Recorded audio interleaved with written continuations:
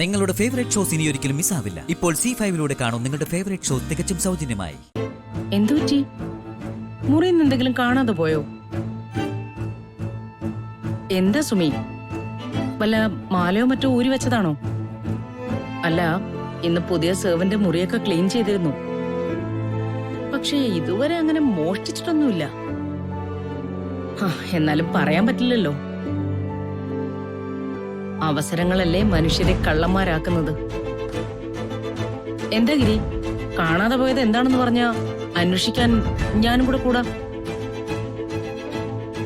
ഇല്ല സാരമില്ല, എന്റെ ഒരു ഓഫീസ് ഫയലിന്റെ കാര്യം പറഞ്ഞു. ഓ, അത്രേ ഉള്ളൂ. അല്ല, ഞാനിപ്പോ വന്നത് നാളെ പകല് നീ ഇവിടെ ഉണ്ടാവണമെന്ന് പറയാനാ. എന്താ എന്താ കാര്യം? നിതീഷിന്റെ കല്യാണത്തിന്റെ മുഹൂർത്തം കുറിപ്പിക്കാൻ നമ്മുടെ ശങ്കരൻ പോറ്റി ജ്യോത്സ്യരോട് നാളെ വരാൻ പറഞ്ഞിട്ടുണ്ട്. ഞാനുണ്ടാവും. പിന്നെ കല്യാണം വളരെ ലളിതമായിട്ട് നടത്തിയാ മതിയെന്ന എന്റെ ഒരു അഭിപ്രായം. എന്താ മോൾക്ക് തോന്നുന്നേ? അല്ല, എന്റെ അഭിപ്രായം മാത്രം നോക്കണ്ട കേട്ടോ. സുമിയുടെ വീട്ടുകാരോടും കൂടി ചോദിച്ചിട്ട് മതി.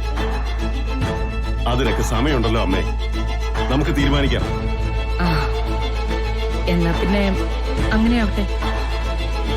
അത്താഴം എടുത്തു വെച്ചിരിക്കുന്നു, രണ്ടാളും കഴിക്കാൻ വാ.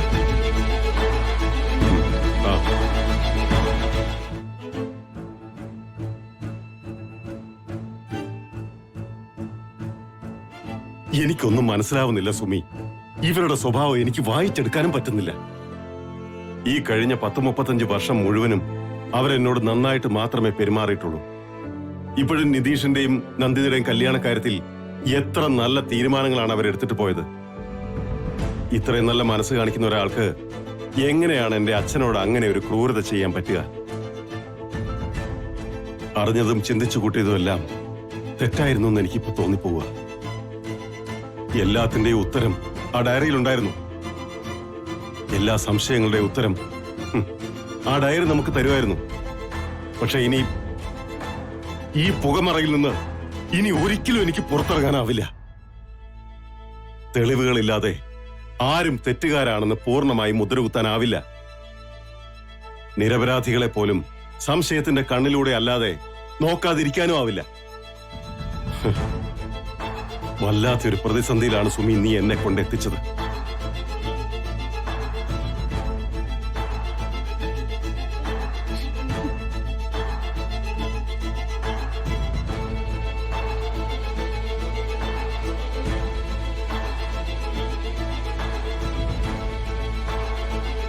നമ്മളെല്ലാവരെയും പ്രതിസന്ധിയിലാക്കിയിരിക്കുന്നത് ഇപ്പൊ ഇവിടെ നിന്ന് ഇറങ്ങിപ്പോയ സ്ത്രീയാണ് ഗിരി.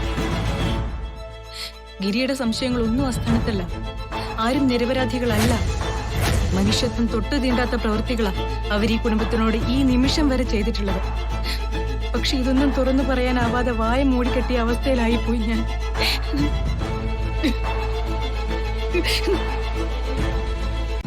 ഡൗൺലോഡ് ചെയ്യൂ C5 ആപ്പ്. കാണൂ എല്ലാ എപ്പിസോഡുകളും സൗജന്യമായി.